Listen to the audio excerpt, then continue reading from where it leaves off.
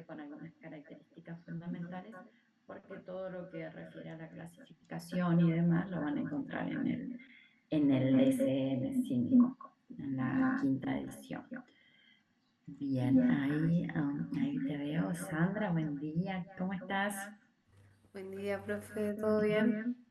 Muy bien, bueno, hoy tenemos una colaboradora fundamental para una sección de la clase de hoy, así que, bueno, vamos a iniciar. Les comparto pantalla, cualquier cosa que no puedan ver o demás me avisa.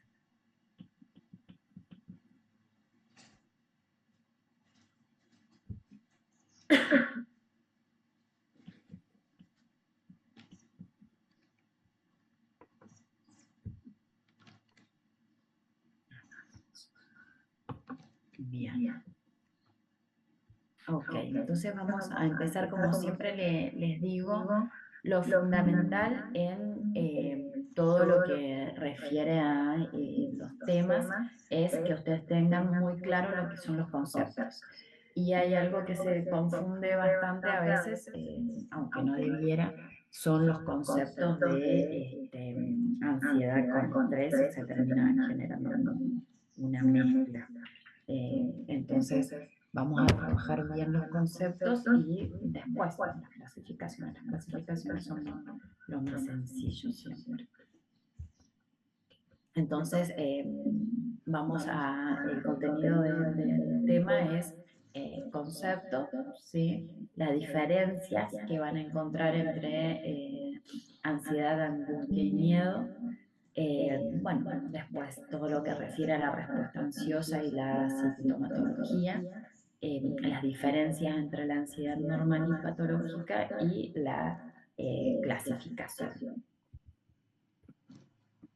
Esperen que saco un poco.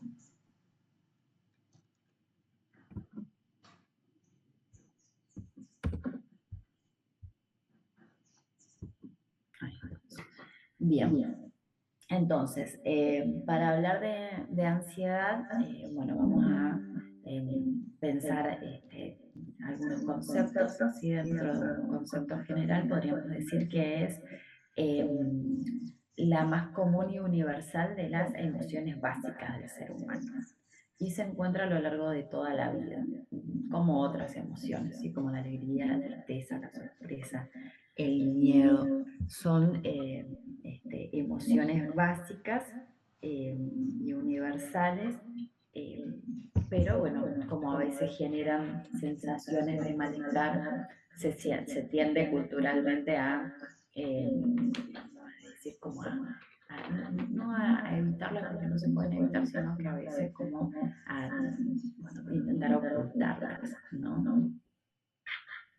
Constituye una reacción emocional ante la percepción de una amenaza o peligro y va a preparar al individuo para una determinada acción.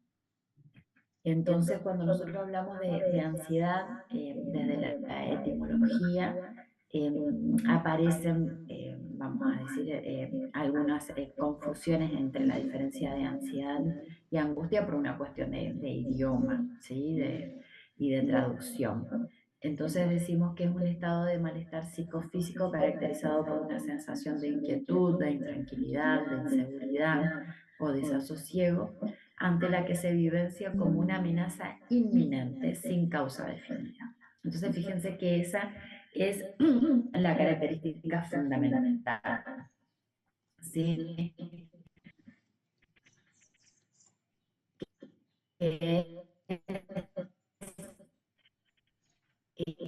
Un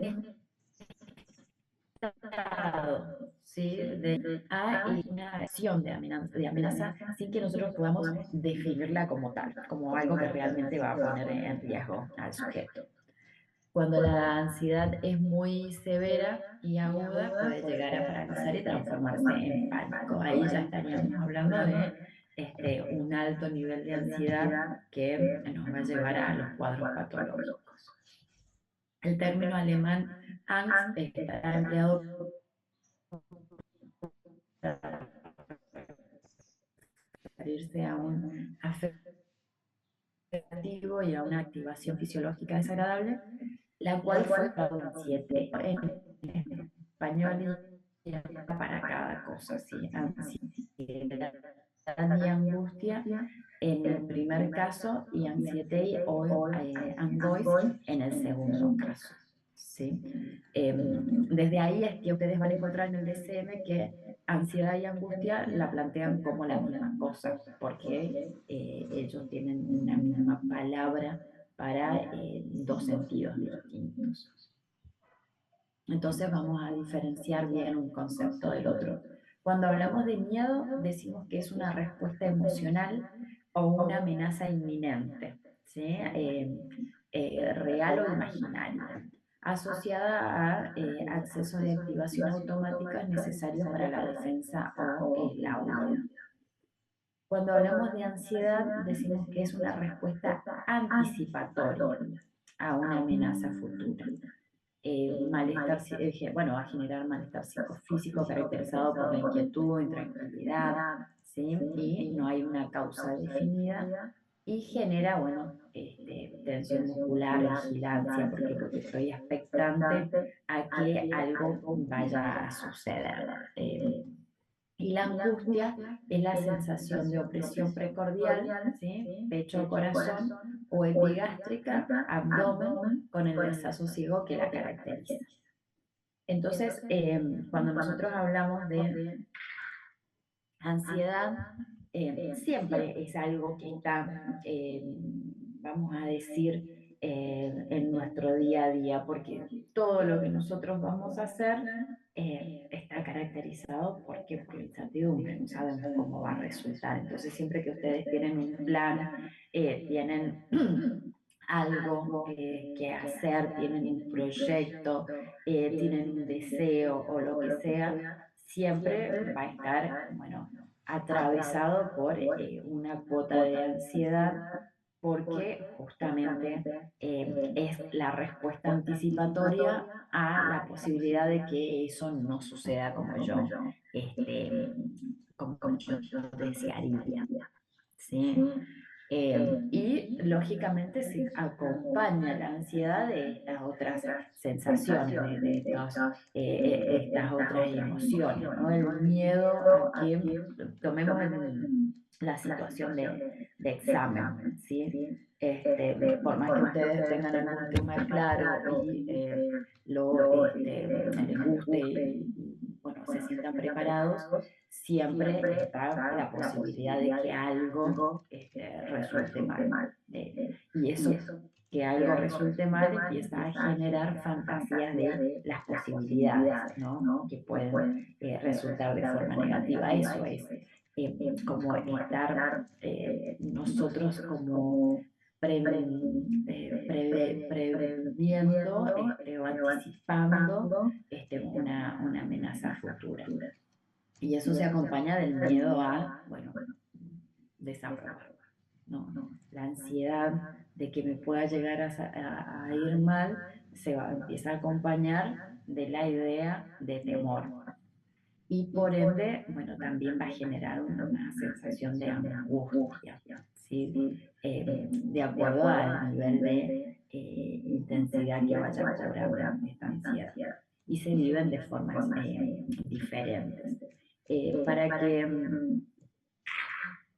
lo podamos definir y clasificar de una forma más clara y concisa,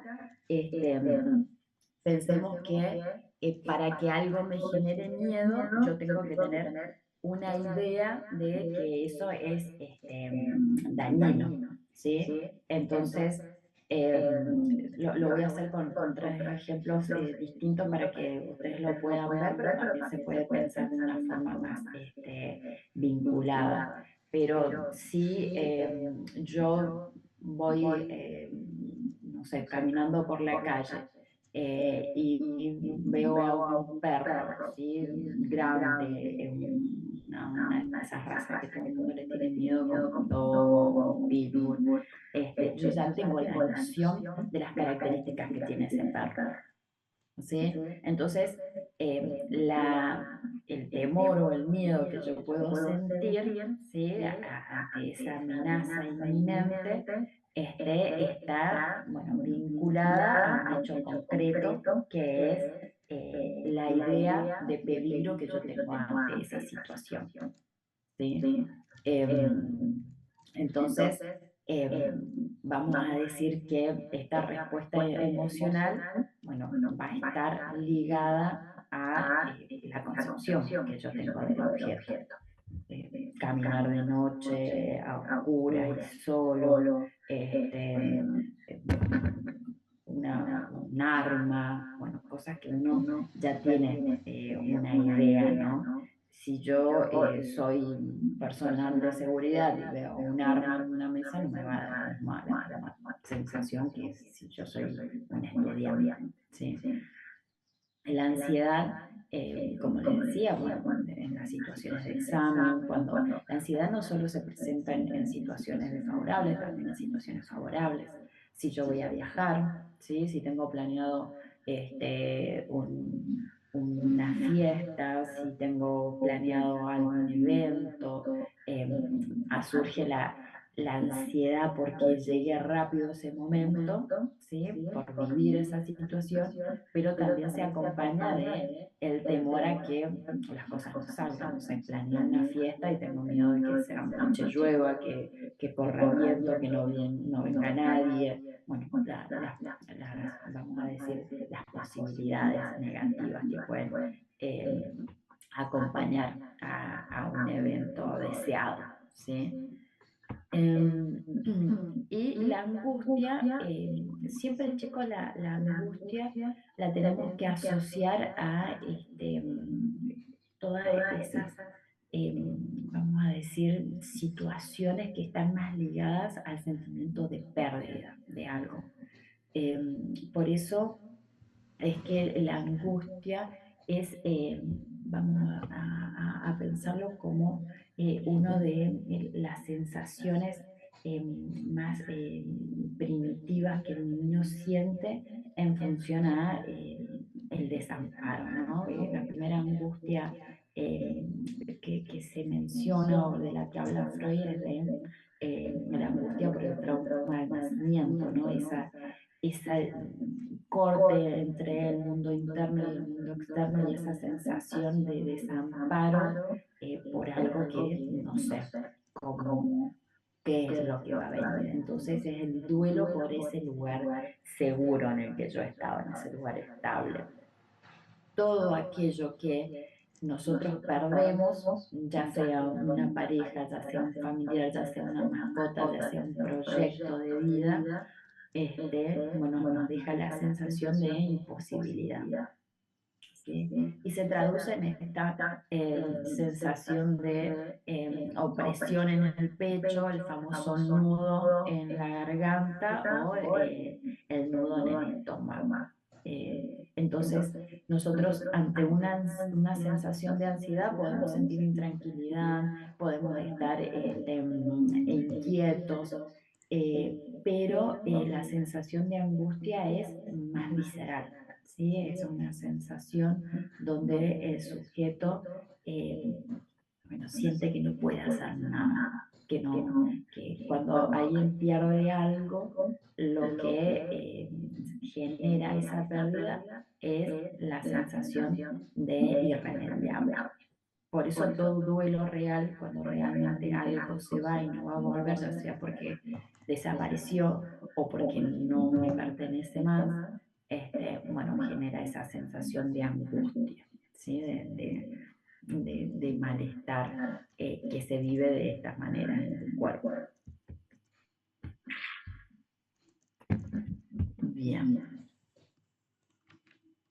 Entonces, acá vamos a ver este cuadrito, ¿no? Donde vamos a ver estas diferencias entre la ansiedad y el miedo. El miedo es una emoción que experimentan tanto los humanos como los animales. En cambio, la ansiedad es, bueno, solamente de los humanos. A ver, estas características yo se las muestro en función de lo que ustedes van a encontrar también quizás en el manual y demás, pero nunca soy muy adepta a estas tantas diferencias entre animales y seres humanos, porque el animal al estar domesticado, bueno, también a veces atraviesa. Y hay muchas cosas de los animales que nosotros no desconocemos. Pero para que ustedes lo vean de una forma más gráfica. El peligro o amenaza que lo produce es clara y reconocible, ¿sí? Respecto al miedo, hay un objeto real al que le tengo miedo, y en cambio en la ansiedad es más difícil, ¿sí? Eh, Saber cuál es la razón específica, ¿sí? Del temor. Porque de hecho hay muchas cosas que lógicamente nos van a generar cierta sensación de inquietud, porque como sujetos finitos, sujetos mortales, sabemos que hay cosas que pueden, bueno, atentar con nuestra vida, o hay cosas que no van a salir como queremos, entonces podemos tener cierto temor al viajar, pero cuando hablamos de ansiedad, más patológica, bueno, es decir, bueno, voy en un auto y todo el tiempo estoy, bueno, como alerta por lo que puede llegar a suceder. Entonces no es que tengo miedo a que un animal me muerda porque está en la calle y es peligroso, sino que tengo miedo a que, bueno, pueda chocar, a que se cruce un animalito, a que, entonces como que siempre voy buscando cosas que no son específicas, sino que van alimentando esa sensación de ansiedad. El miedo se activa frente a un peligro y cesa cuando la amenaza desaparece. En cambio, la ansiedad no. La ansiedad, si la amenaza no está, aún persiste, los síntomas disminuyen cuando el peligro, bueno, se aleja. Y los síntomas de la ansiedad tienden a durar más, ¿sí? Y a disminuir lentamente.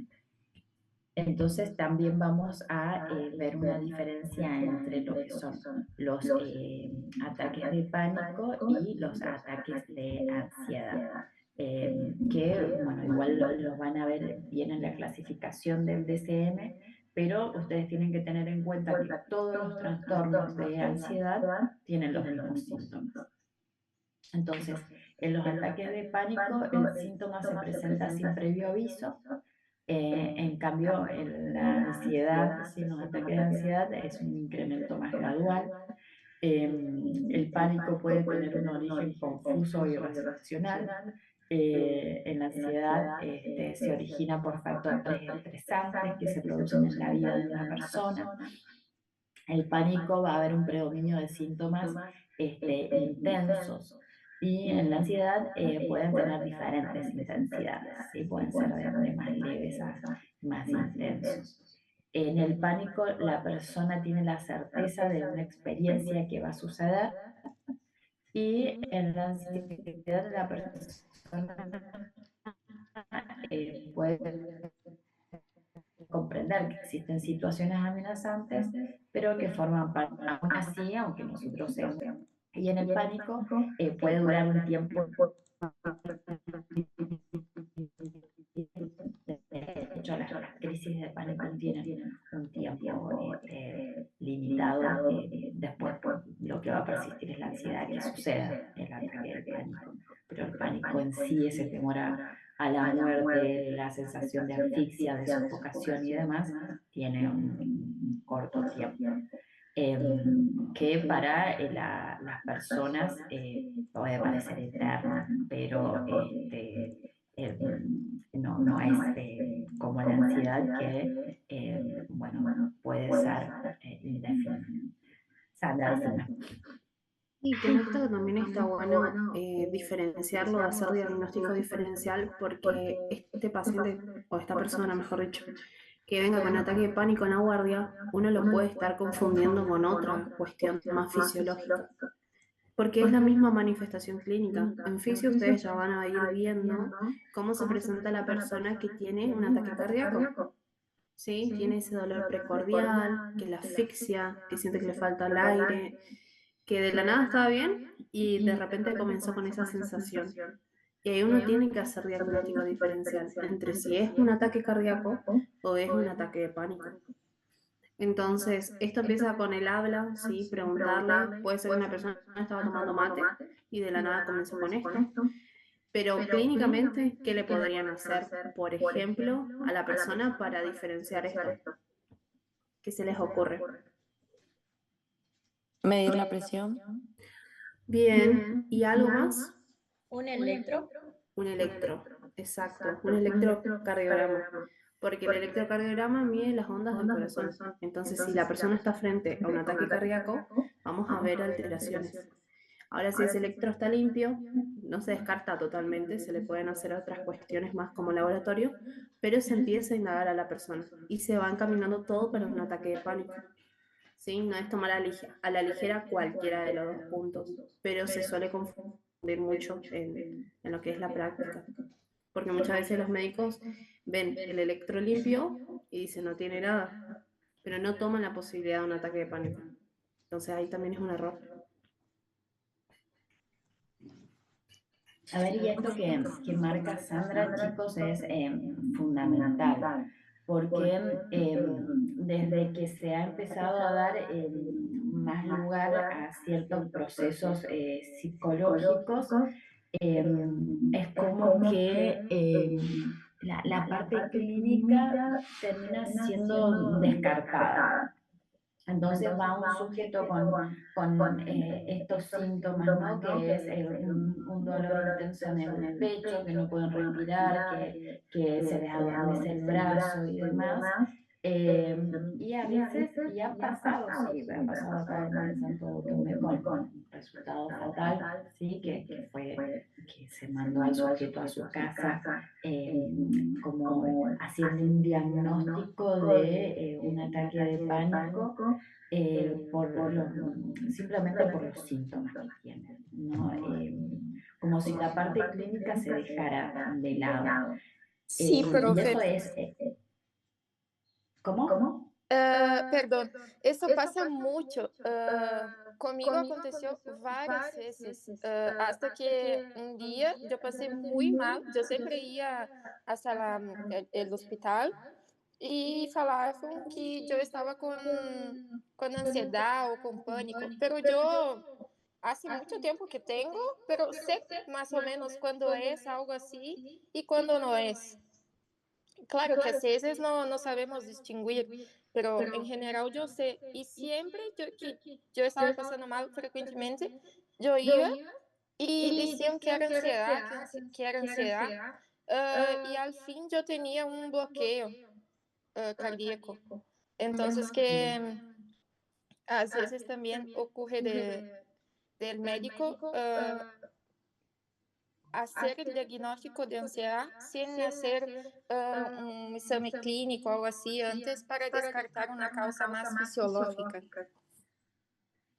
Y que de hecho, chicos, fíjense ustedes poseen algo, sí que la herramienta que posee el médico, que es muy concreta, que es el cuerpo, ¿no? Entonces, cuando va alguien con determinados síntomas, y no solamente pasa con los ataques de pánico, sino que pasa con un montón, ¿no? de otros síntomas. Un dolor abdominal agudo inmediatamente se transforma en apendicitis, entonces a veces me ha pasado, ¿no? En experiencia personal que se ha querido intervenir quirúrgicamente a un familiar por una supuesta apendicitis y no lo era. Pero después, bueno, es como a nivel psiquiátrico también. Chicos, el otro día estaba en una clase práctica neurosis y psicosis, y yo planteaba que, bueno, la estructura neurótica y psicótica la tenemos seguro hasta cierta edad, ¿no? Generalmente de los 18 a los 40, 45 años, es cuando puede haber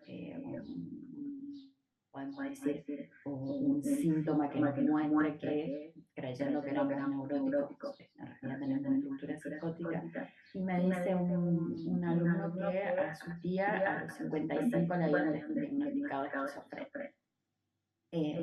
Entonces me dice, puede ser que recién a los 55 haya tenido un brote. Y yo le dije, bueno, y ese psiquiatra le hizo análisis clínico, le hizo estudios neurobiológicos. Ustedes piensen que las personas que tienen presión alta se les suelen hacer como, vos corregime algunos términos, Sandra, lo que les suelen hacer como unos coágulos o algo semejante que pueden generar síntomas psicóticos.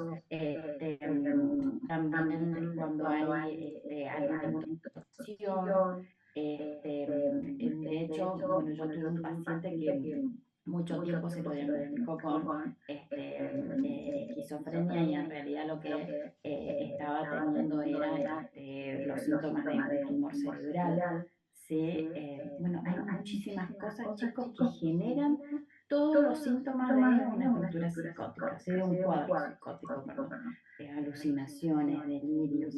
Entonces ustedes como médicos, y yo decía, ¿cómo alguien que estudia 6 años medicina y después estudia 4 años más para ser psiquiatra, se va a basar solamente en la palabra, ¿no?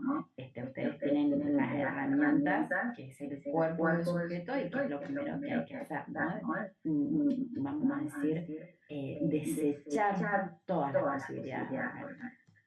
Y si no hay nada ahí, bueno, recién hacemos una derivación con el ámbito de salud, con el área de salud mental, y tampoco se tiene que desechar o desestimar, mejor dicho, la problemática que genera lo que refiere a salud mental, porque a veces también cuando supongamos que un médico aplica todas las herramientas necesarias y los estudios y demás, y bueno, el sujeto no tiene nada y sí tiene un cuadro de ansiedad con ataque de pánico, bueno, se tiende a decir, bueno, no pasa nada, eso está en tu cabeza, y una relax y listo, ¿no? Como si no hubiese algo que resolver ahí también, ¿no? Entonces se empieza a dar toda una cadena de malas prácticas.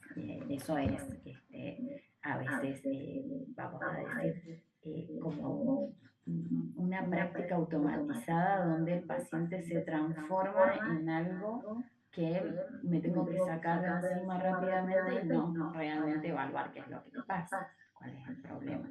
Entonces, como planteaba Sandra, el diagnóstico diferencial es fundamental, y cuando el diagnóstico diferencial nos da que el sujeto tiene algún problema psicosomático del área de salud mental, bueno, no deja de ser un problema de salud también, ¿no? Entonces, hay que siempre agotar todas las herramientas que ustedes tienen antes de hacer un diagnóstico, y después cuando se da el diagnóstico el sujeto sigue, ¿no? Padeciendo eso que siente, no se descalifica, porque a veces decir porque está en tu cabeza se crea la fantasía de que porque está en nuestra cabeza lo podemos controlar. Y ustedes saben que si hay algo difícil de controlar es nuestra cabeza, ¿no? Si la pudiéramos controlar tan fácilmente, bueno, habría, vamos a decir, un ambiente mucho más feliz en el mundo que el que realmente hay. Creo que ahí también debo aportar porque muchas veces en esto se cae en el error de separar las cosas. Y esto es algo generacional, porque antes la mente era una cosa y el cuerpo era otra. Hoy en día esto que la profe está hablando es buenísimo porque tenemos que verlo literalmente a la persona holísticamente. Muchas veces puede presentar cosas físicas, pero solamente necesita una escucha activa, por ejemplo. O muchas veces presenta cosas físicas y realmente tiene una enfermedad de base que tiene que ser tratada. Y esto es muy importante porque así como dijo, hay muchas enfermedades que se manifiestan con síntomas psíquicos, pero que no son, o no tienen su origen, mejor dicho, en lo psíquico, sino en lo somático, en lo visceral. Entonces, nunca, por favor, desestimen o separen las cosas. Siempre traten de verlo como un todo y a partir de ahí hacer el diagnóstico diferencial. Pero también es importante que si es algo psíquico y ustedes, por ejemplo, no están preparados para eso, o dicen, bueno, no, yo voy a ser solamente médico, o voy a ser solamente cirujano, o un área totalmente distinta a la psiquiatría, ok, pero tengan la responsabilidad de derivar a esa persona a alguien que sí esté capacitado para hacerlo, porque no hacerlo también es negligencia, ¿sí? Eso. Y también siempre pensar que el sujeto que tiene algún malestar respecto al área de salud mental también lo va a manifestar en el cuerpo, entonces a veces el trabajo, si bien el trabajo fundamental va a ser del psiquiatra o psicólogo, el área clínica siempre tiene que permanecer. ¿Sí? Eso también es fundamental. Y de ahí es que viene el trabajo interdisciplinario que es tan necesario. Bien. Esperen que no me está pasando la diapositiva. Ahí.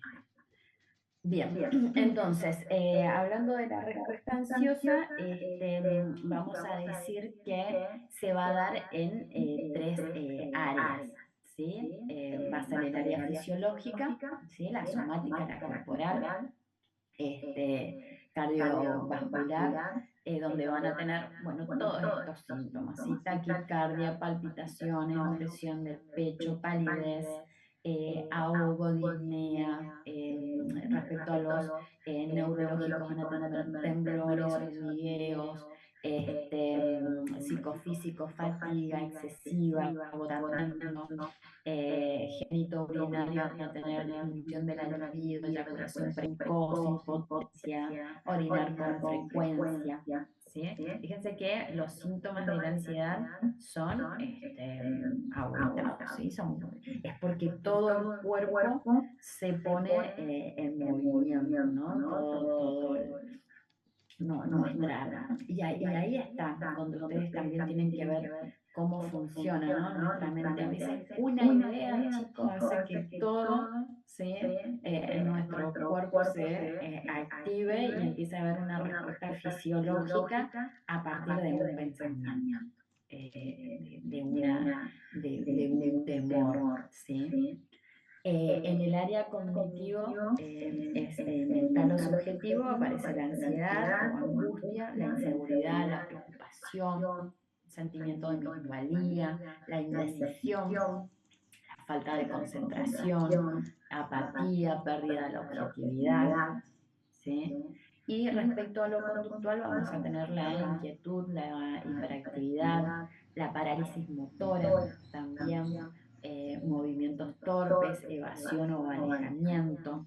Entonces, fíjense que cuando hablábamos de diferenciar instinto de pulsión, decía que en el ser humano las cuestiones instintivas quedan totalmente descartadas en cuanto a que nosotros estamos atravesados por toda una estructura emocional. Entonces nosotros ante una situación de amenaza, si la sensación de minusvalía, de impotencia y demás puede hacer que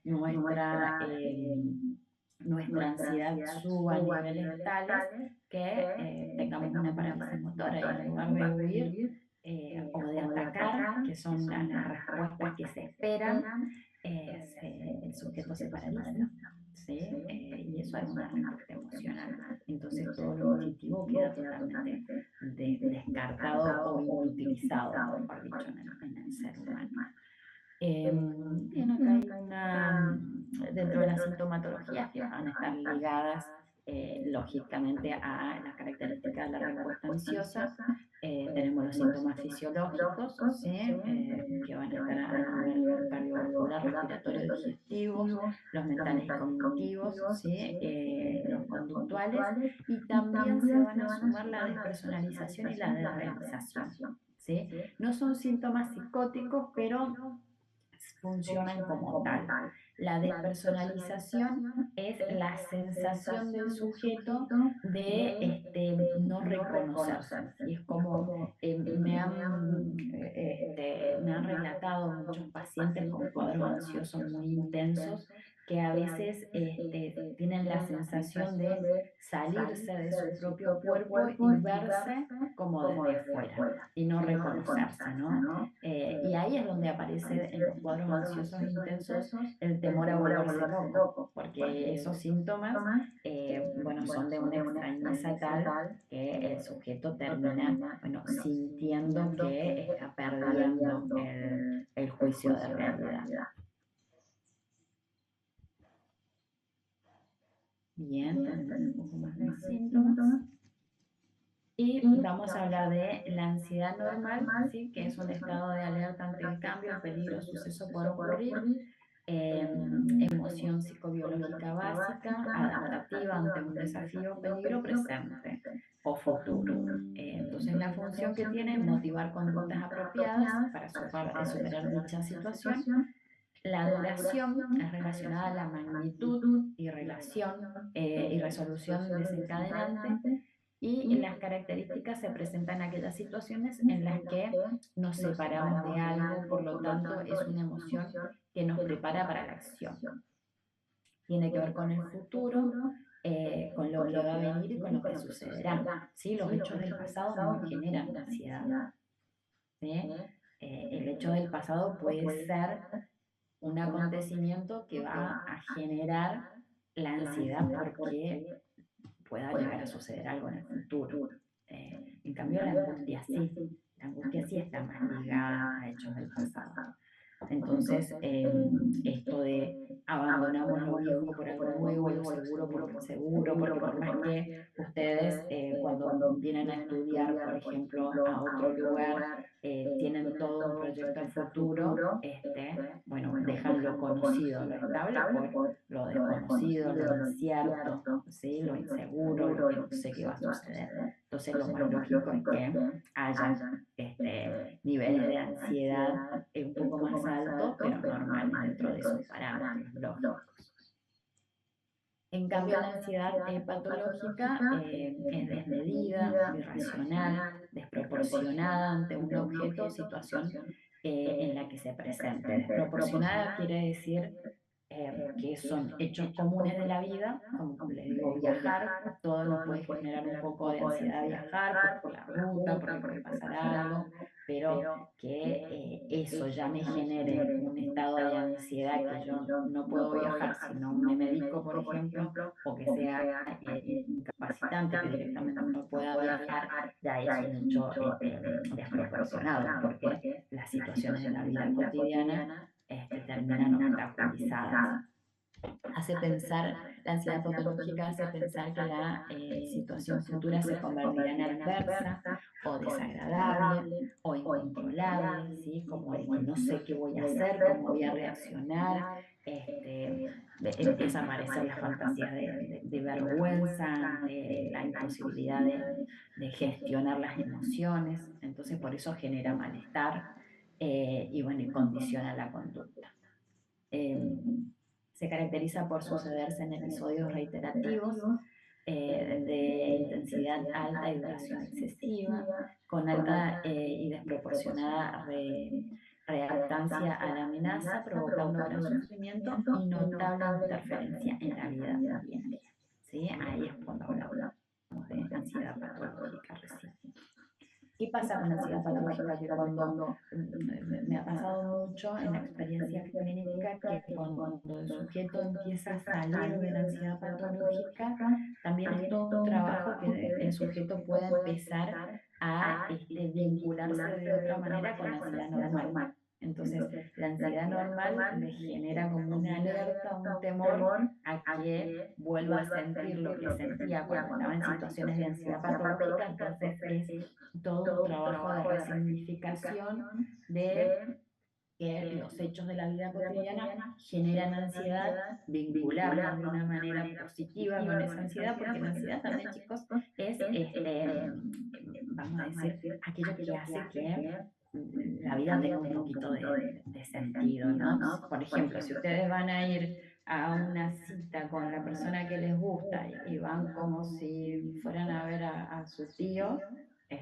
no tiene gracia, ¿no? Si ustedes van a viajar, a hacer algo lindo y no sienten esa sensación, ¿no? de ansiedad es la que a veces hace que lo incierto, lo desconocido, haga que el sujeto, bueno, disfrute, ¿no? Es como que le pone un poquito de condimento a nuestras sensaciones. Por eso todo aquello que tiene que ver con los rasgos más más esquizoides, donde nada me genera nada, donde siempre estoy en una, vamos a decir, especie de meseta, bueno, no es algo que por lo menos las estructuras neuróticas disfrutemos. Nosotros siempre estamos en búsqueda de emoción. Entonces, cuando vamos saliendo de la ansiedad patológica, a veces es un trabajo poder empezar a procesar de una forma positiva las ansiedades normales. Bien, eso es referido a todo lo que es los conceptos, ¿sí? Para el DSM-5, las ansiedades se van a clasificar en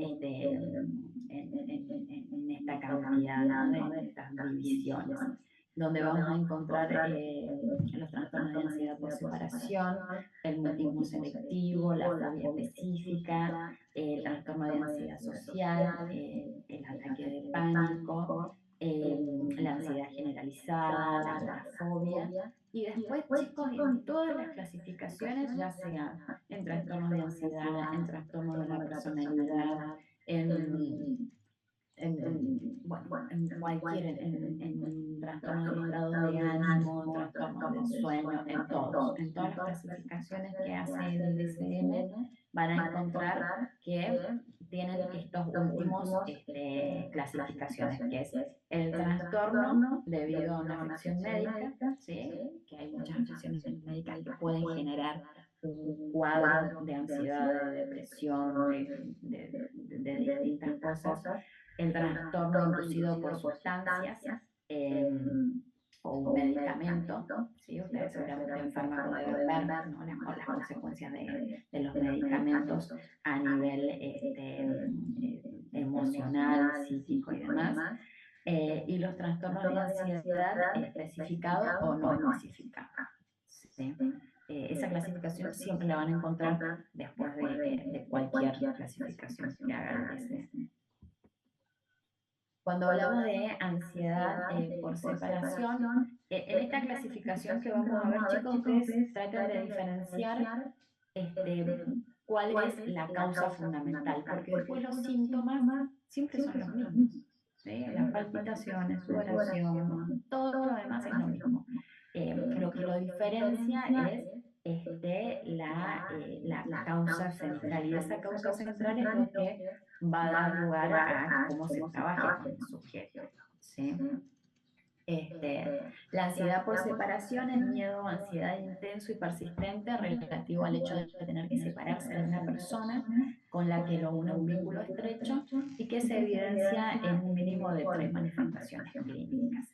Van a ver que en el DSM siempre el DSM les va a dar manifestaciones, un número X de manifestaciones que suele ser entre 7 y 8, y de esos 7 y 8 el que tiene entre 3, 4 de esas manifestaciones podemos pensar en que tiene este diagnóstico, ¿sí? A veces se comparten con otros diagnósticos, por eso yo siempre les digo no autodiagnostiquen. Si ustedes miran el DSM y van mirando todos estos criterios, bueno, todos terminamos teniendo todo, todos terminamos siendo paranoicos, todos terminamos teniendo ansiedad, todos terminamos siendo depresivos. No, estos son criterios de aproximación y después, bueno, hay todo un trabajo atrás que hay que hacer para definir bien qué es lo que le pasa.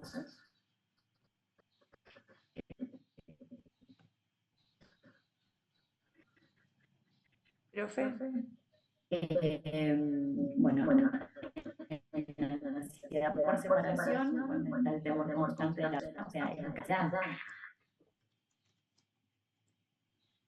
le quería preguntar si también deben esas tres tipos de manifestaciones que tenemos que confirmar para diagnosticar, deben persistir, porque eso tenía notado que deben persistir un tiempo, al menos 6 meses, como para diagnosticar. Siempre, ¿sí? Siempre todas las manifestaciones tienen que perdurar un tiempo mínimo necesario para que nosotros hablemos de diagnóstico. Porque, supongamos, al chiquito lo llevan a la escuela, la primera semana de adaptación, ¿sí? Y el niñito llora y está angustiado y tiene ciertos síntomas, pero después de la primera, segunda semana empiezan a desaparecer y después el chico se adapta bien, ¿sí? Bueno, no podemos hacer un diagnóstico por un tiempo insignificante. Generalmente los síntomas tienen que perdurar al menos un mes. Ustedes van a ver que en la clasificación del DSM hay criterios distintos, ¿sí? Por ejemplo, en situaciones de estrés, a veces tienen que perdurar más de 3 meses, sí tiene que ser de acuerdo al tipo de diagnóstico que se vaya a dar, hay un criterio de tolerancia mínima, pero generalmente tiene que ser superior. Por eso la profe hoy decía justamente que fíjense en cada tipo de ansiedad cuál es lo característico, cuál es la causa característica. Porque a partir de esa causa y el tiempo en el cual se presenta, como están hablando ahora, es donde se llega al diagnóstico. Por eso también después a la profe le encanta preguntar muchas veces cuál es lo normal y cuándo se habla de un trastorno. Esas son las cuestiones. Reconocer cuál es la causa y el tiempo de evolución. Porque, por ejemplo, el ejemplo típico que dio la profe, es normal que el niño llore porque todavía se está adaptando. Pero ahora, si esto es prolongado en el tiempo, a ella no estamos frente a algo tan cotidiano. Podría estar frente a un tipo de ansiedad por separación, por ejemplo. Pero siempre ten en cuenta esos dos factores. La causa o la clínica no tanto, sino la causa y el tiempo de evolución. ¿Y qué es lo normal o qué es lo típico de aparecer? Y también fíjense, chicos, que a veces no se trabaja mucho desde la medicina y yo creo que es algo que esperemos que se corrija a futuro, es empezar por las cuestiones evolutivas. Ustedes debieran empezar trabajando y conociendo el cuerpo infantil, sin hablar de una especialización en pediatría, inclusive de las cuestiones básicas que se dan en la infancia y las que se van a dar en el adulto. Porque el tiempo, por ejemplo, de la ansiedad por separación en el niño va a ser aproximadamente de un mes, ¿sí? En cambio, en el adulto generalmente tiene que persistir más tiempo. Creo que va entre los 3 y 6 meses, más o menos, ¿sí? ¿Por qué? Porque las herramientas psíquicas de un niño son distintas a las del adulto y tenemos que poder prestar atención también a esas diferencias, ¿sí? Entonces, hay cosas que hay que poder ir decir, evaluando de acuerdo a la etapa en la que el sujeto está. Luana, ¿levantaste la mano? Sí, profe. Entonces, para un diagnóstico, tenemos que llevar en cuenta el tiempo que está pasando eso y así hacer una observación más amplia. ¿Sería eso? Exactamente. Dale, profe. Por ejemplo, ahora les doy como un ejemplo adelantado nada más, que suele pasar con los trastornos del estado de ánimo, con los estados depresivos, ¿sí? A veces muchos médicos derivan personas al área de salud mental que han llegado pacientes a mi consultorio porque están en un estado de depresión, ¿sí? Que es, no tienen ganas de salir, no tienen ganas de hacer nada, etcétera. Y bueno, yo les pregunto, bueno, ¿qué anda pasando? Y me dicen, y hace 3 meses murió mi marido y me dijo en un accidente. O hace un mes me detectaron cáncer. Bueno, en cuanto a las depresiones o a los duelos, ¿sí? Por pérdida, lo normal es que una persona tenga por lo menos los primeros 6 meses de duelos muy intensos. Entonces es normal que la persona esté triste, que no quiera salir, que no se quiera bañar, que no quiera comer. Eso es lo normal. Entonces, cuando me mandan a una persona, me ha pasado, chicos, que una persona acaba de morir, no sé, su hijo, el médico lo manda a terapia. No hay nada que trabajar ahí, chicos, todavía, ¿sí? Cuando una persona está en una plena crisis de angustia por una pérdida irreparable, como es la muerte de alguien, no hay nada que hacer en terapia. ¿Sí? Lo único que pueden hacer y que yo les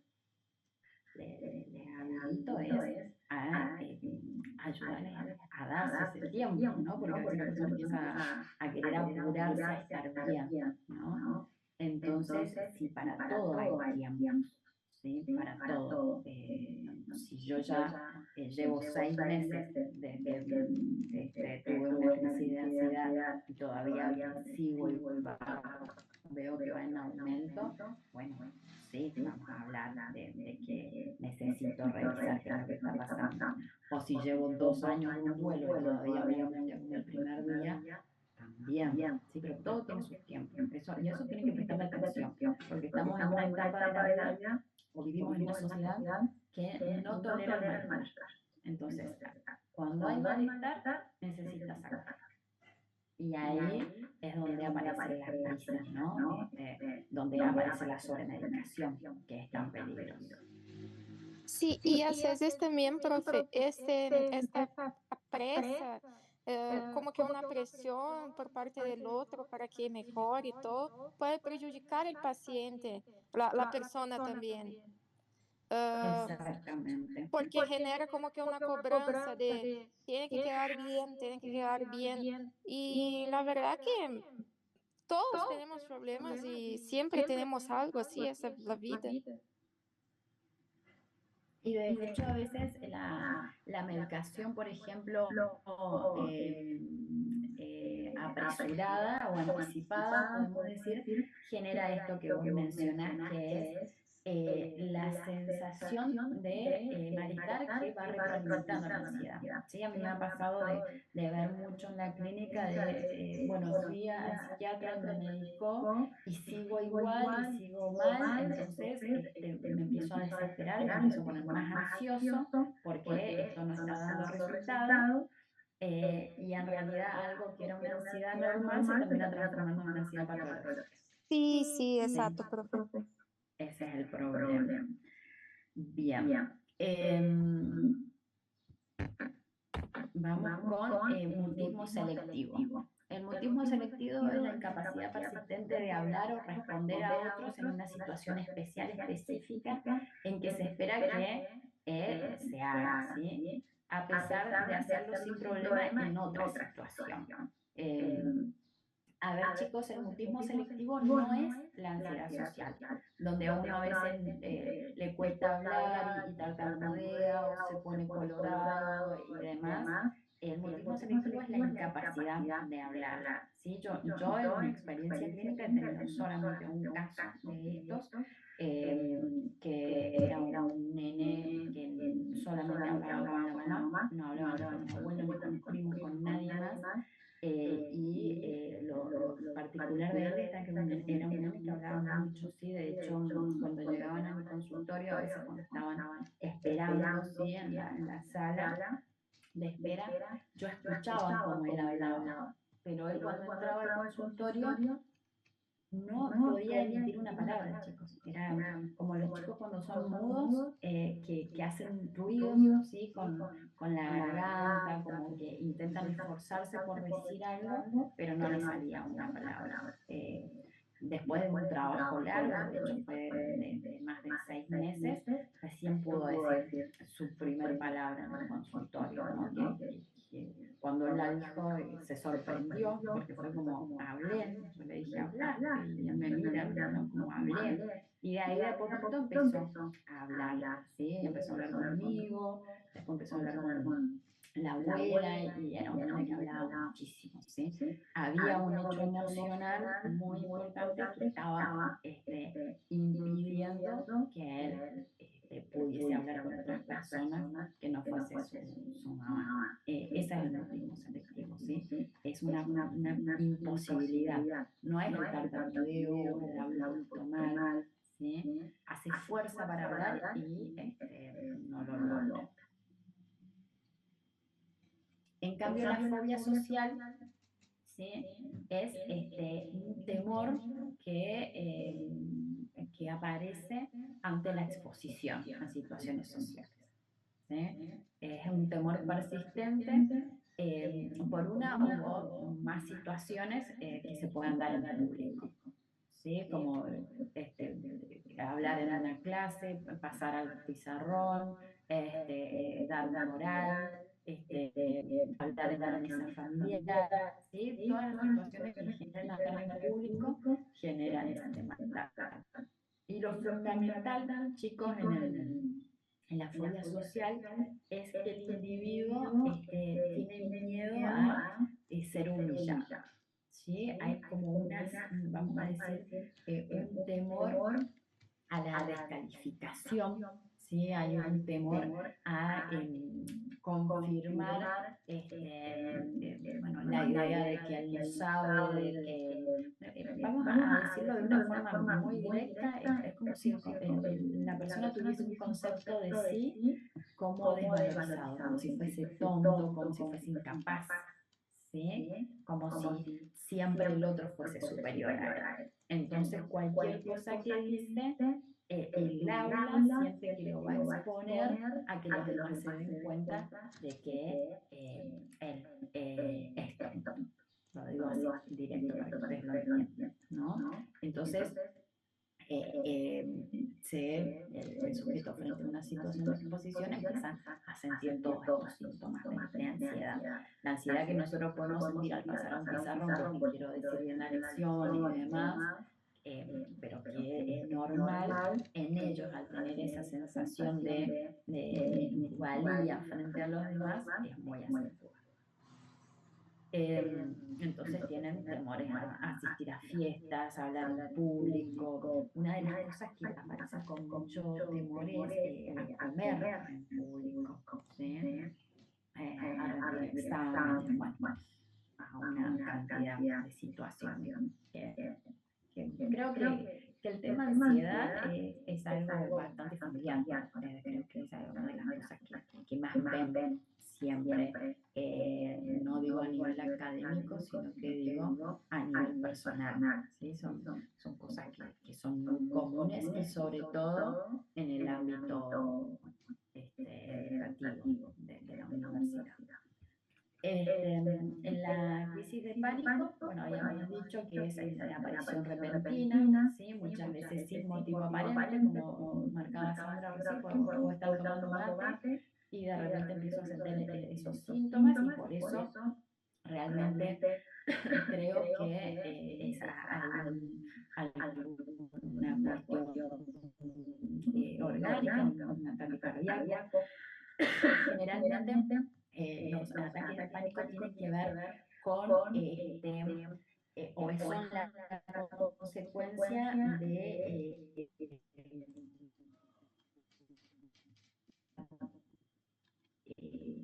la necesidad de control emocional que nosotros tenemos.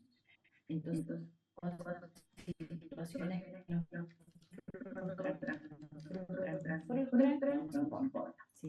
Ese famoso, bueno, quiero hacer como que esto no tiene un peso sobre mí, ¿sí? Entonces voy cargándome con exigencias, no solamente externas de hacer cosas, sino de no mostrar cómo me siento, y llega un momento en el cual, bueno, la angustia es tan grande que se transforma en la sensación de que me voy a morir. Por eso los ataques de pánico también se llaman crisis de angustia, ¿sí? Y después que ahí está el primer episodio de ataque de pánico, empieza o se suma el temor a que me vuelva a suceder.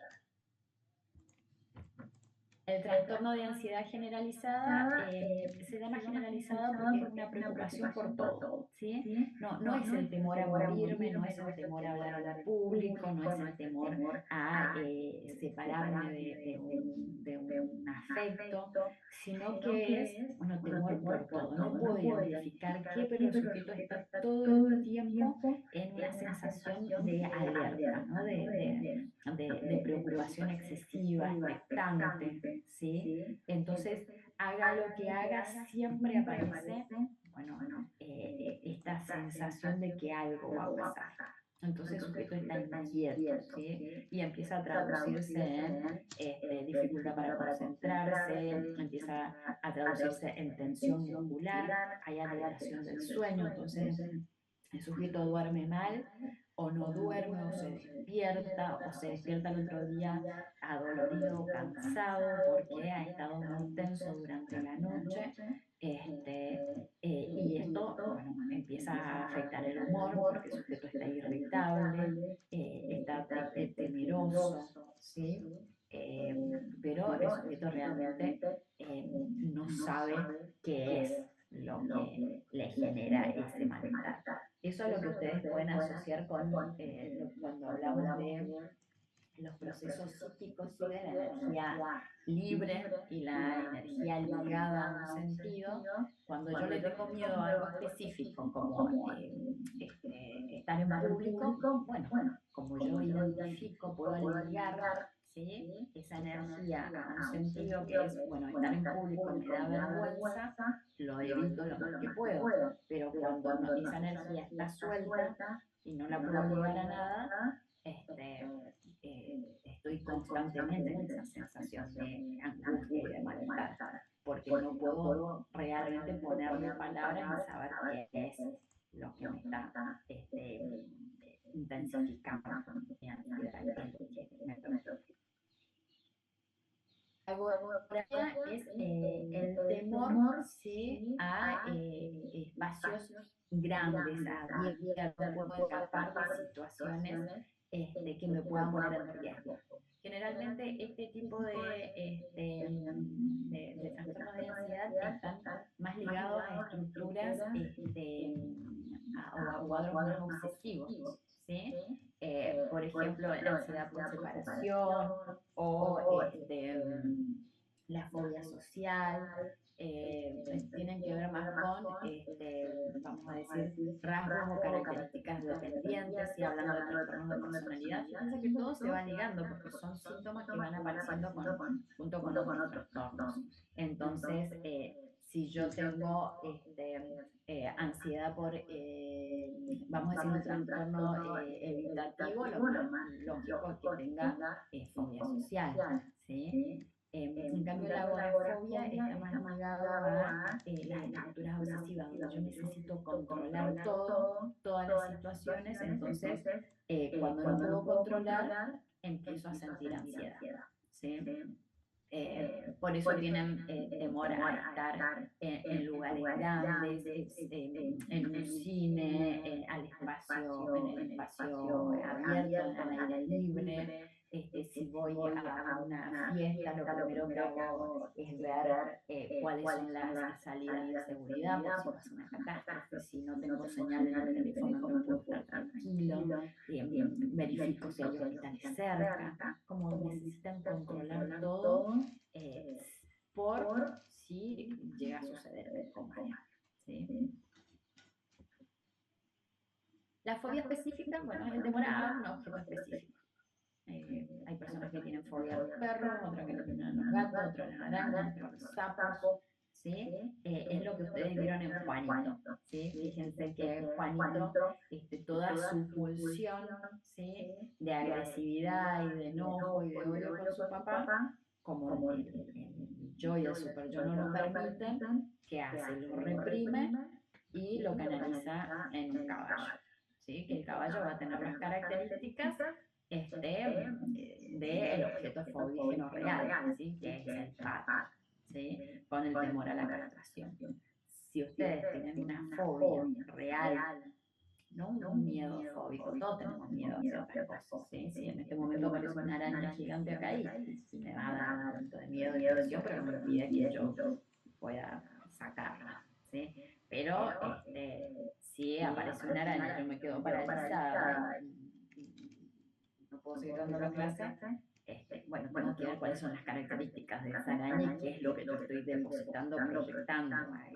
Como Juanito proyectaba todos sus temores en los caballos, pero que te hablaba de la castración, hablaba de su deseo de permanecer con su mamá, de su deseo de que su papá muera y todo lo que le pasaba a Juanito. Bueno, las fobias siempre significan algo, ¿sí? Y ese objeto es un objeto conocido para ustedes, un objeto donde ustedes pueden canalizar ese, vamos a decir, estado de angustia. No le voy a tener fobia, chicos, a un koala, yo si no hay un koala en ningún lugar, ¿sí? Tiene que ser un objeto donde yo pueda proyectar ese malestar. Bien, esa es toda la clasificación. Ahí terminaba la clasificación. Después, como yo les decía, viene la clasificación de ansiedad, pero eso va para todos los cuadros, por medicamento, por una afección médica, ¿sí? La específica y no específica, ¿sí? Eso sería. Bien, ahora lo vamos a entrar a lo que es estrés. Y es necesario que ustedes vayan pudiendo hacer la diferencia, ¿sí? Entre las características del estrés y la ansiedad. Entonces vamos a decir que el estrés es una respuesta fisiológica y psicológica que manifiesta el individuo ante los diferentes estresores, ¿sí? Es la sumatoria de la interacción de diferentes demandas o exigencias a las que es sometido el individuo. Pero principalmente, ¿sí? El estrés es antes de que esté atravesado por todas las cuestiones psicológicas del individuo, es una respuesta fisiológica, ¿sí? Y acá es donde, bueno, vamos a darle lugar a nuestra invitada de lujo, ¿sí? Que ella va a explicar bien todo lo que es el mecanismo fisiológico del estrés para que ustedes puedan entender bien después cómo se va dando esta relación con las cuestiones más emocionales también. Sandra, todo tuyo. Buenísimo, entonces. No sé si hay Yo una... acá hice el cuadrito, si vos lo querés, lo dejo ahí. Súper, sí, ahí está bien. Buenísimo, chicos. Entonces, esto también les va a servir por ahí para fisiología, ¿sí? Ténganlo en cuenta porque una vez que ustedes entiendan esto, les va a servir también para los años siguientes. Se habla justamente que el estrés es una respuesta fisiológica porque es una desencadenante de mecanismos que ocurren en el organismo en base a estímulos. Esto que la profe estaba mencionando del agente estresor puede ser algo tanto exógeno, de afuera, como algo endógeno, interno. Por eso se habla de este eje hipotálamo, hipófisis suprarrenal, o también se llama eje córtico límbico hipotálamo hipófisis suprarrenal, que es un nombre un poco más amplio y engorroso, que ahora les voy a escribir en el chat, pero a la vez, si van desglosando las palabras, van a ir comprendiendo y le da la explicación de la temática en sí. Se dice que el eje, se habla de córtico límbico porque a nivel de la corteza cerebral se encuentra el sistema límbico. Si ustedes recuerdan, el sistema límbico se encarga de regular un montón de emociones y también de estímulos. Ahí vamos a tener que eso va a generar como un factor, un estímulo, para que a nivel de lo que es los centros cerebrales, como dice ahí en el dibujo, genere más respuesta de estímulos hasta que llega al hipotálamo. En este eje vamos a tener tres componentes principales: el hipotálamo, la hipófisis y la corteza suprarrenal. Tanto el hipotálamo como la hipófisis se encuentran en la base del cerebro y la corteza suprarrenal en el polo superior de los riñones. Entonces, a partir de lo que son las demandas del entorno, de esto de estímulos o agentes estresores, vamos a tener que el hipotálamo va a secretar una hormona, que es la hormona CRF, como dice ahí, o también llamada hormona liberadora de corticotrofina, ¿sí? Esa hormona lo que va a hacer es actuar sobre la hipófisis para que libere otra hormona, que es la CTH. Esa CTH es también llamada hormona adrenocorticotrófica. Finalmente, esta hormona adrenocorticotrófica va a ir hasta los riñones, al polo superior, y va a hacer que la glándula suprarrenal empiece a secretar varias hormonas, que son llamadas corticoides. ¿Sí? Ahí vamos a tener los glucocorticoides, que son los más importantes en la funcionabilidad, que ahora vamos a ir viendo. Y también, por un lado, va a secretar los andrógenos, que los andrógenos tienen función en lo que son más que nada las características sexuales secundarias masculinas. Pero vamos a quedarnos con los glucocorticoides. En los glucocorticoides, el representante es el cortisol. El cortisol va a ser la hormona responsable de facilitar, por ejemplo, la excreción de agua, ¿sí? Mantener la presión arterial, estar presente en procesos infecciosos. Entonces va a cumplir múltiples funciones que son importantes para el organismo. Y más que nada hay que tener en cuenta que esta hormona es hiperglucemiante. ¿Qué significa eso? Que va a aumentar las concentraciones de glucosa en el organismo. Lo que en el momento de generar una respuesta hacia el agente estresor es muy importante, porque los músculos van a necesitar glucosa para estar preparados para salir a correr o para huir, por ejemplo. Y también, así como los músculos, el corazón también. Hay órganos que son llamados glucosadependientes. En esto entran estos órganos para generar la función que tienen. Por eso también se habla de que a este nivel va a haber una vasoconstricción periférica y una vasodilatación a nivel de los órganos que son esenciales. ¿Qué quiere decir esto? Que órganos como por ejemplo la piel, ¿sí? O lleven a algo práctico. Ustedes cuando se asustan o ven que una persona se asusta, generalmente van a ver a la persona que está pálida o como en un estado de shock. Justamente porque todo lo que es la piel y demás disminuye el flujo sanguíneo, porque el flujo sanguíneo se va a ir a los órganos que estén preparados para generar la acción. Como ya fuimos hablando, son esto de el músculo, el corazón, etcétera, porque están ahí alerta para generar una respuesta. Entonces, eso todo va a hacer que el cuerpo esté preparado para efectuar una acción ante ese agente estresor. Entonces tenemos que el eje, vamos a tener la demanda del entorno, como dice en el gráfico, va a afectar a los centros cerebrales, el hipotálamo secreta la hormona, que estimula la hipófisis para que secrete otra hormona, y esa otra hormona estimula finalmente la corteza suprarrenal para que secrete principalmente el cortisol.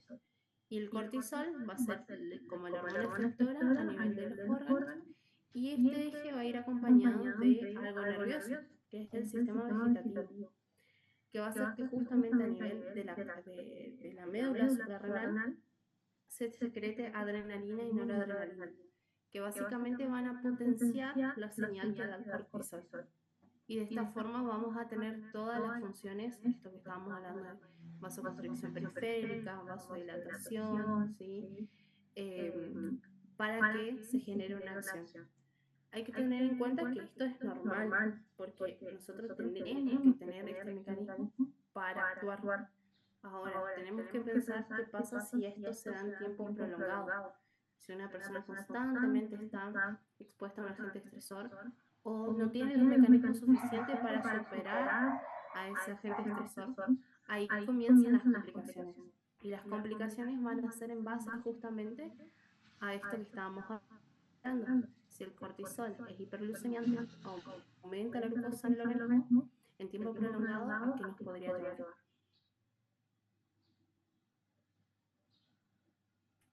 No sé si alguien sigue ahí.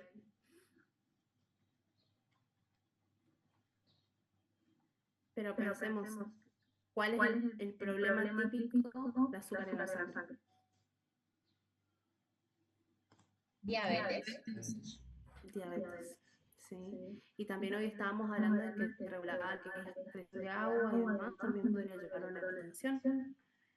A nivel gástrico también podría afectar y producir una gastritis, ¿sí? Úlceras, ¿sí? Todo complicaciones que a largo plazo repercuten en una cuestión fisiológica particular.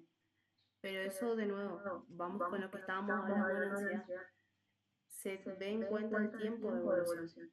Normalmente esto tiene que pasar, sí.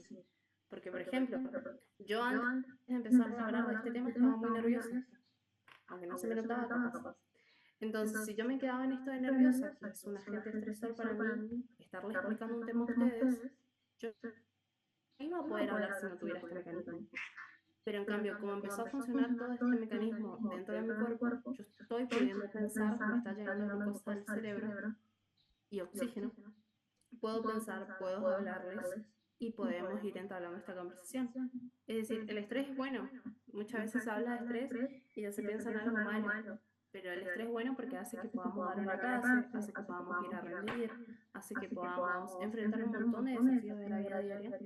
Pero si esto se mantiene en el tiempo, también podría ser malo. Esa es la cuestión primordial. Y esta es la explicación de por qué se habla de que el estrés es una respuesta fisiológica y emocional ante un agente estresor. Muy bien, muy bien tu explicación. Yo la invito a Sandra que de esta parte porque, bueno, primero es que ella lo hace mucho mejor que yo. Y porque a veces también, bueno, es importante, chicos, que ustedes vayan haciendo este ejercicio, ¿no? De ir poniendo en práctica, vamos a decir, los conocimientos que vamos teniendo. Y bueno, y me gusta a veces que los chicos, me parece que por el lenguaje que ustedes tienen y demás, van comprendiendo muchas cosas en otros niveles que tienen que ver con comprometer el cuerpo en esto que es el modo en que nosotros vemos las cosas. ¿Sí? Entonces, fíjense que no son cosas aisladas. Acá lo que decía, me pareció muy bueno este ejemplo que diste, Sandra, de que ella antes de empezar a dar bueno, la explicación estaba ansiosa, ¿no? ¿Qué es la ansiedad? Decíamos, bueno, lo que puede llegar a pasar. Y ahí está el problema también con la ansiedad, que si la situación no sucede o es a muy largo plazo, de alguna manera termina como activando, ¿sí? Todo un sistema de pseudoestrés, porque como no estoy pudiendo actuar, todo queda dando vueltas ahí y no estoy pudiendo, vamos a decir, como concretar, ¿no? El punto de corte. Entonces yo decía, bueno, primero estaba ansiosa y después cuando empiezo a hablar, ¿qué es lo que sucede? Que todo este eje HHS, lo vamos a decir más cortito, se activa, se hace la descarga y el sujeto vuelve a estar, ¿no? En su estado de, vamos a decir, bienestar, ¿no? O de equilibrio. Y cómo el estrés, bueno, es necesario para que nuestro cuerpo se active. Por eso yo siempre les doy el ejemplo de el estrés es lo que nos permite que los 2 días previos a un examen nosotros seamos mucho más efectivos que si estudiamos un mes antes, ¿no? Y cuando estudiamos esos 2 días antes decimos, ay, si hubiese estudiado un mes antes. Y no, chicos, porque si estudiamos un mes antes no tenemos toda esta función, ¿no? de concentración y demás. Por eso, bueno, un mes antes podemos hacer una lectura, un estudio flotante de las cosas y en el momento previo se va a activar todo nuestro sistema, ¿no? Hipotálamo, hipofisario y suprarrenal y vamos tener la capacidad de concentración, de fijación y demás, un montón de cosas que antes no las podemos tener. Y que tampoco podemos estar un mes con ese nivel de estrés porque trae los efectos físicos, ¿no? Las enfermedades. Y ahí también hay otra cosa que suele pasar, que es muchas personas que sostienen un alto nivel de estrés durante mucho tiempo, no sé, tengo un trabajo, ¿no?, muy estresante y demás, y estoy esperando a jubilarme para disfrutar, y cuando me jubilo, me enfermo, que suele pasar un montón, chicos, de gente que dice, ahora que estoy descansando, me enfermo. Y no es casualidad, es por lo que decía, nos explicaba Sandra. Cuando nosotros tenemos niveles elevados de cortisol o de azúcar en sangre y demás, lo lógico es que decante después en las enfermedades. Pero no es que, casualidad me enfermé, sino causalmente me enfermé, no casualmente. ¿Sí? Por eso siempre es que es importante ir haciendo una clasificación de prioridades. Si para mí todo es muy importante y vivo constantemente en estados de estrés, bueno, lo lógico es que nuestro cuerpo vaya enfermando, porque estoy manteniendo niveles bastante poco saludables. ¿Sí? Bien.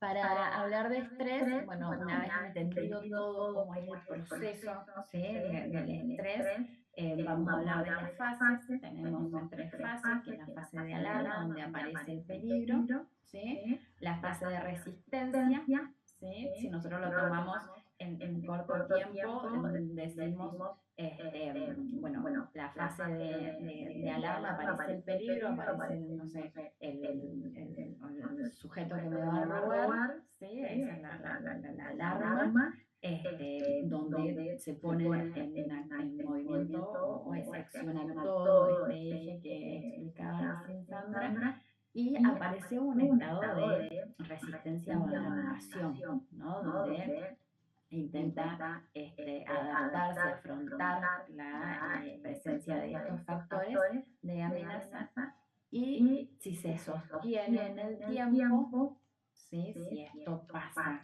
un tiempo demasiado prolongado, aparece la fase de agotamiento. ¿Sí? Ocurre cuando la agresión se repite con frecuencia o es de larga duración. Por eso es que ustedes como estudiantes están tan propensos al estrés. ¿Por qué? Porque ustedes van y rinden una era y dicen, ah, descanso, y ya viene otra era, y después de la era viene el EFI, y así, ¿no? Entonces es como que están todo el tiempo en alerta. Por eso es que los estudiantes universitarios suelen estar tan propensos al estrés. Pero también depende de cómo ustedes se toman la carrera, ¿no? Si ustedes son personas que quieren tener 23, 24 años y ya ser médicos, bueno, los niveles de estrés van a ser mucho más altos. Si nosotros hacemos una estadística de los niveles de estrés en medicina con los niveles de estrés que pueden tener, no sé, en comunicación social, no sé si se llama así, vamos a decir otro, en filosofía y letras, van a ser totalmente distintos, porque la percepción de la vida de las personas que estudian filosofía y letras con las que estudian medicina es totalmente distinta. ¿Por qué? Porque la vida, chicos, es un imaginario. Lo que para ustedes es tan importante, para otros puede ser secundario. Entonces, ¿sí? No, que también pasa que es muy típico por ahí escuchar que termina riendo algo y se enferma. Es justamente porque el cuerpo pasa factura. Sí, entiendan que todo esta fase de alarma y la resistencia a adaptación genera un regasto de energía para nuestro cuerpo. Después de esa fase, justamente necesita reposo para poder volver a recomponerse. Y ahí es cuando aparecen todas estas cuestiones de enfermar, una gripe, o una gastritis, y después como que con el tiempo se va amortiguando. Y ojo con eso, chicos, porque a veces esto de, bueno, estoy estresado y necesito descansar para bajar los niveles de estrés, y el descanso lo traducen con ir al gimnasio o hacer cosas. Bueno, a veces el cuerpo necesita no hacer nada, ¿sí? Este, porque también suele pasar que, bueno, en mi momento libre, no sé, estudio todo el día, reenvío un montón de cosas, entonces ahora tengo tiempo y para desestresarme voy a salir a correr, y corro 2 horas, y voy al gimnasio 2 horas más, y salgo con mis amigos, y sigo, entonces no es descansar, ¿no? Entonces a veces también suele pasar que esto de hacer cosas todo el tiempo termina siendo otro factor de estrés.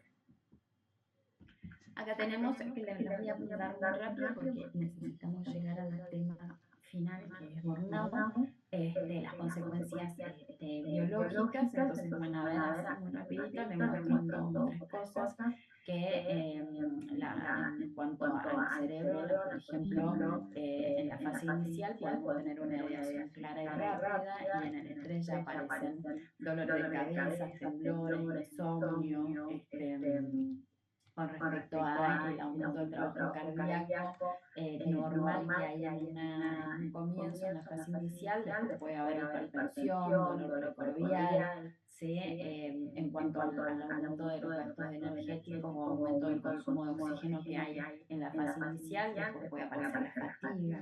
Bueno, todas estas consecuencias físicas que decía Alexandra, esto de pasar factura, bueno, acá lo tienen bien graficado, ¿no? El inicio, lo que es necesario que haga el cuerpo, y lo que sucede si se sostiene en el tiempo.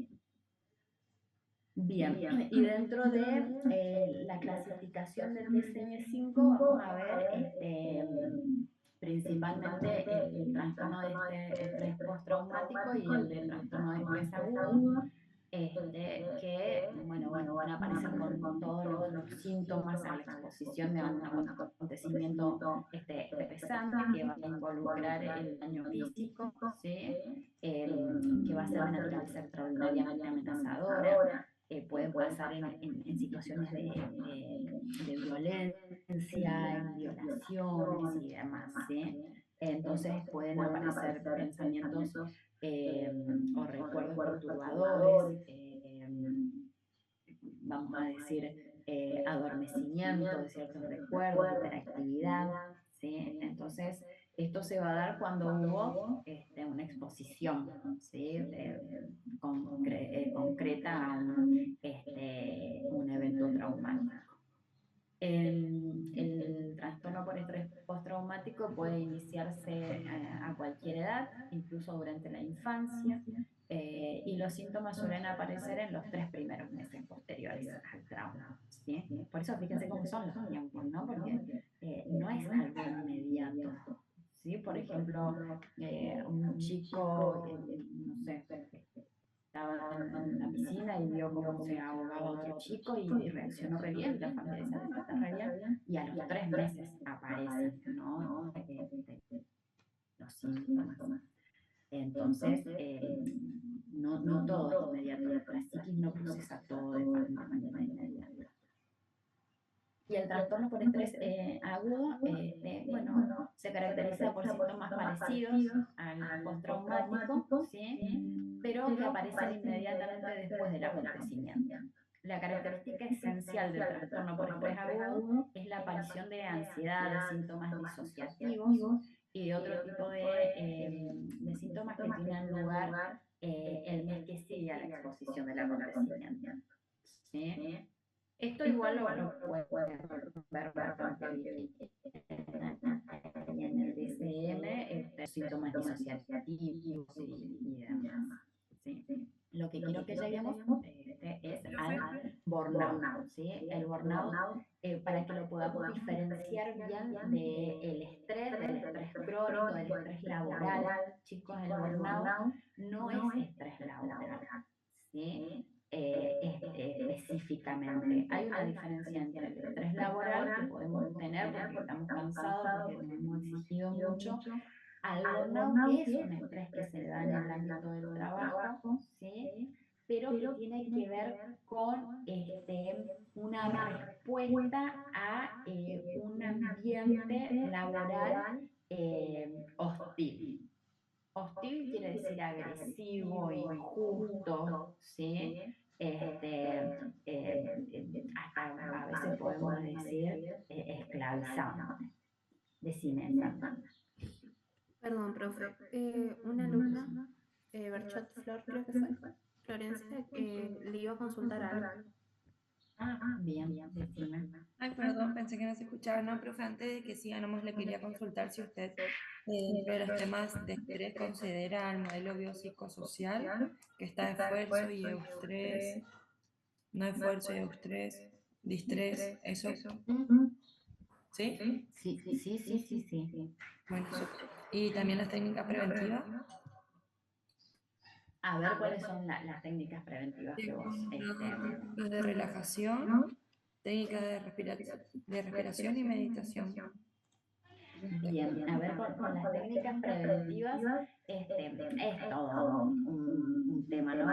Y lo vemos con muchas cosas, ¿no? Como la higiene del sueño, ¿no? Cuando dicen, bueno, para tener una buena higiene del sueño tenemos que cumplir con determinadas pautas. Bueno, como todo depende y está atravesado mucho por cómo nosotros vemos la vida y nosotros la pensamos, no es factible para todo el mundo. Entonces, a veces las técnicas preventivas, a veces generan una exigencia mayor. ¿Sí? Sí tenemos que ser conscientes de que determinado estilo de vida y demás genera situaciones desfavorables, pero yo siempre insisto en que el que sepamos que algo nos hace mal no quiere decir que lo podamos dejar de hacer. Ahí es donde cobra importancia el inconsciente, porque no todo es voluntad, chicos. Yo tengo hace un tiempo un paciente que tiene una enfermedad cardíaca importante que es producida por el estrés, y él dice, bueno, nos llevó mucho tiempo, recién ahora está pudiendo empezar a tener, ¿no? A aplicar ciertas técnicas, ¿no? De evitación de situaciones estresantes, pero es, bueno, yo sé que no tengo que hacer esto, no tengo que preocuparme por aquello, o no tengo que tener este estilo de vida, pero no lo puedo, ¿no? Entonces, a veces las técnicas preventivas son a nivel hipótesis o teórico, ¿sí? Acertadas, pero no siempre son aplicables, porque no siempre nuestro ideal del yo nos permite, ¿sí? Porque a veces nuestro super yo nos dice, bueno, está bien, vos tenés que cuidarte, sí, pero tenés que recibirte con 23 años. Entonces, ¿cómo hacemos? ¿Quién tiene más peso? Siempre el super yo termina teniendo más peso, ¿no? Entonces, fantaseamos con que vamos a llegar sanos a los 23 años, si estudiamos 12 horas por día y no salimos, y etcétera, no es muy factible. Entonces, También esto que decía Flor de los conceptos de eustrés, diestrés y demás, es bueno reconocerlo porque eso te habla de una línea temporal de cómo se concebía el estrés, al estrés propiamente dicho normal y al estrés crónico, ¿sí? Va más por ese lado de las terminologías. Está bueno reconocerlo, pero hoy en día se plantea más que nada la conceptualización de estrés normal y estrés crónico.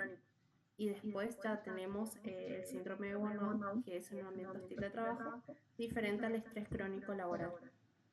¿Sí? Buenísimo, gracias, profe. Yo le preguntaba para tener en cuenta para la era. Sí, sí, sí. Como mientras ustedes pueden diferenciar siempre lo normal de lo patológico, lo demás siempre suma, ¿sí? Pero no es algo que puntillosamente vamos a prestarle tanta atención. El burnout, chicos, tiene esta característica, ¿sí? De que aparece acá en Argentina, se llama el síndrome del desgaste profesional, y está tipificado en la ley, entonces no es el burnout que quizás ustedes puedan ver en otros países. En otros países donde no está tipificado en la ley laboral, el burnout habla de cualquier persona que está quemada, ¿sí? Por el trabajo. En cambio, acá en Argentina tiene que ver con las características que presenta una persona cuando las exigencias del trabajo son muy excesivas y los logros que yo voy teniendo son muy escasos. Entonces, van a ver lo que aparece mucho en profesiones como en el personal sanitario. Dentro del personal sanitario, fundamentalmente los enfermeros, chicos. ¿Por qué? Porque los enfermeros son personas que trabajan muchísimo, que cobran muy poco. El enfermero creo que es una de las profesiones que menos cobra y que tiene muy poco reconocimiento. ¿No? Y a veces los enfermeros terminan haciendo el trabajo del médico, porque van aprendiendo, entonces, que acá en Santo Tomé pasa un montón, que los médicos que están en guardia, pero están en sus casas, y el enfermero lo llama, o el residente, ¿sí? Lo llama y le dice qué tengo que hacer, y el médico le da una indicación, pero la responsabilidad es del enfermero, y tiene muy pocas posibilidades de crecimiento, ¿sí? Entonces, el burnout tiene que ver con eh, una sensación acá, los síntomas y demás, también suelen ser muy intensos porque como es un estrés que se sostiene, ya pasamos por todas las etapas del estrés, el estrés crónico es posterior, ¿no? Entonces ya todos los síntomas que dijo Sandra ya están en el cuerpo del sujeto, la fatiga crónica, el sentimiento de fracaso y demás. En el burnout lo importante es el síndrome tridimensional, ¿no? Que al agotamiento físico y emocional se agrega la despersonalización y la deshumanización. El sujeto deja de reconocerse a sí mismo y pasa a ser apático, pasa como a ser desagradable, odiar a la sociedad. Entonces empiezan a tratar mal. Ustedes habrán visto que muchos enfermeros tratan mal a los pacientes. Estoy tomando a los enfermeros para no explayarme tanto porque se me ha hecho tarde. Si no, les daría otros ejemplos también, pero vamos con los enfermeros, que es como un área conocida para ustedes. Han visto que hay muchos enfermeros que tratan mal, que pasa esto, ¿no? Voy con una crisis de pánico y me clavan en clonazepam y me mandan a mi casa adelantándome, diciéndome esto está en tu cabeza, manejar. Suele pasar, pero no porque el sujeto empezó así su carrera, sino porque el trabajo va generando una sensación, ¿sí? De malestar tal que la canaliza a través de los pacientes. Pasa mucho en el área administrativa. Uno va a hacer un trámite y te tratan horrible. ¿Por qué? Porque dentro de esta trío, ¿no? Este síndrome tridimensional está también la disminución de la realización personal. ¿Qué quiere decir? Siempre voy a hacer esto toda mi vida y nunca voy a tener posibilidades de nada. ¿Sí? A mí me decía una paciente con burnout, me doy cuenta que por más que trabajo, por más que haga, nunca voy a lograr cumplir ninguno de mis sueños. Ni tener una casa, ni tener una estabilidad económica, ni nada. No tengo tiempo para mí, ¿no? Entonces empieza esa sensación de que para qué estudié, para qué hice esto, ¿sí? Y las etapas del burnout son estas. Uno empieza con idealismo, ¿sí? Les doy un caso de una paciente que tenía que se recibió de médica, entró a trabajar en un lugar, ella muy contenta, soy médica, imagínense, estaba re feliz, en el trabajo, bueno, empezó con mucho entusiasmo, llevaba propuestas y se le iba agregando trabajo y le iban dando más exigencias con la promesa de que en un año ella iba ya a ocupar otro lugar. Y pasó el año y seguía como había empezado el primer momento. Esa es la etapa de estancamiento. El sujeto se siente estancado. Entonces empieza a preguntarse si no es ella el problema. Pasa el tiempo, intenta hacer cosas, ve que por más que haga, el resultado es el mismo, ¿no? Que no hay nada que ella pueda hacer para seguir en ese lugar. Entonces empieza la apatía, ¿sí? La apatía que es para que atiende mal a los pacientes, para que se va a esforzar, empieza a tratar mal, y empieza a dudar de para qué estudió esa carrera. Y empieza a pensar en las carreras que había pensado en estudiar antes. Hasta que llega el momento del distanciamiento. El distanciamiento se puede dar de distintas formas. O renuncio a mi trabajo, o el burnout a veces genera situaciones de depresión profunda, que a veces, chicos, si el sujeto no puede salir de ese ambiente, puede llevar a la muerte. ¿Sí? El burnout es algo de gran seriedad, ¿sí? Pero ¿qué lo genera? El trabajo. ¿Sí? La ley de Argentina dice que no importan las características del sujeto, si yo soy una persona obsesiva, detallista, excesivamente responsable, eso no es razón suficiente para que me infarme. El trabajo tiene que ser un trabajo hostil, con pocas posibilidades de crecimiento y abusivo, para que genere en el sujeto un burnout o un síndrome de desgaste profesional. El culpable es el trabajo, ¿sí? Las condiciones laborales desfavorables. Bien, burnout se lo doy muy rápido porque no nos queda mucho tiempo, pero bueno, lo pueden repasar bien en los prácticos. También por ahí para sumar, tengan en cuenta cuál es la medida de abordaje o el tratamiento en esta cuestión. Por ejemplo, ustedes como futuros profesionales de la salud, les llega una persona con síndrome de burnout, y ustedes qué herramientas tendrían para ayudarle. ¿Qué es lo primero que darían, por ejemplo?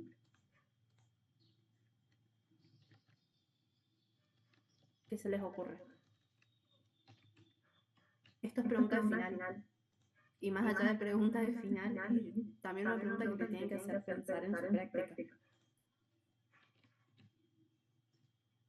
Una persona que está con un síndrome de burnout, ¿qué podemos como primera herramienta darle? O que vemos que tiene un estrés crónico laboral, ¿qué podemos darle? Una licencia. Exacto, una licencia. ¿Sí? Esa es una herramienta fundamental. Y es la primera vez que escucho que digan una licencia como primera función, porque generalmente dicen fármacos. ¿Sí? Yo iba a decir empatía, que lo ¿Cómo? entiendo. Le iba a decir que lo entiendo, que estamos en la misma situación. También.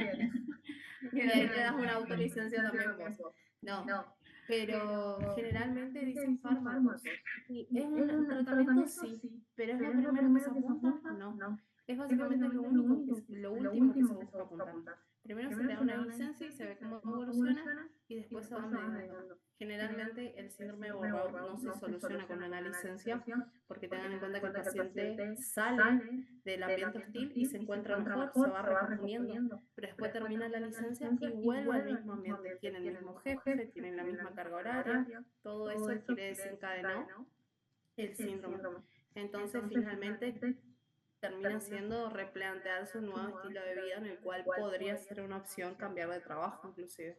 ¿Sí? Vayan más que nada para ese lado, no vayan únicamente por el tema farmacológico. ¿Sí? Eso nomás para aclarar.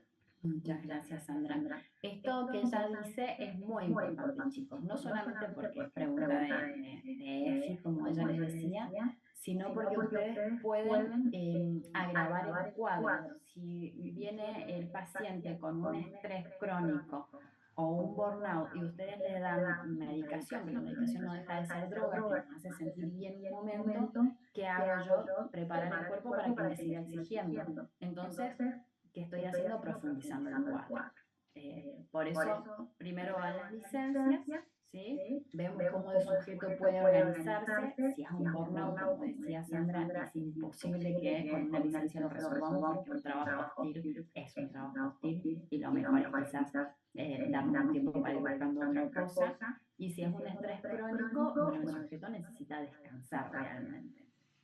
que su cuerpo baje todos los niveles, ¿sí? de cortisol y todo lo que ya explicamos en el eje, ¿sí? Y que pueda volver un poco más descansado a trabajar. En cambio, la medicación hace que nosotros sigamos, y bueno, llega un momento en que ni la medicación nos puede hacer seguir. Eso es fundamental para la práctica. Por eso también que en la bibliografía menciona mucho esto de las terapias de respiración, de relajación, que son tomadas como válidas, no suelen ser suficientes. Por eso se pregunta qué más. Por eso no se queden en blanco si llega esa pregunta de qué más, piénsenlo. Ustedes como futuros profesionales, ¿qué más harían con ese caso? Exactamente. Bien, bueno, muchísimas gracias, Sandra, por tu colaboración.